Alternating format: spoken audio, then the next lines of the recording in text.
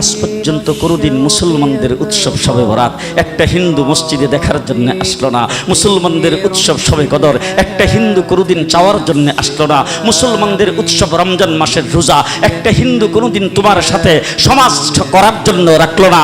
একটা হিন্দু কোনোদিন তোমার ঈদের নামাজে আসলো না। একটা হিন্দু কোনোদিন তোমার সাথে জুমার নামাজে অংশগ্রহণ করলো না। তোমাকে দেখার জন্য পর্যন্ত আসলো না। তার কারণ হলো হিন্দুরা মনে করে এটা মুসলমানের উৎসব, আর তুমি মুসলমান হইয়া হিন্দুর দুর্গা পূজায় কিভাবে গেলা? তোমার কি হয়ে গেল? তোমার কি লজ্জা শরম তুমি দয়ে ফেলে দিয়েছো?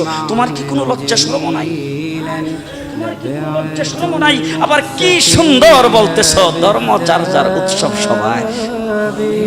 হাই হাই হাই, ও মুসলমান যুবকেরা ভালো করে শোনো, ধর্ম যার যার উৎসব সবার, তাইলে বিয়া যার যার বউ তো সবার।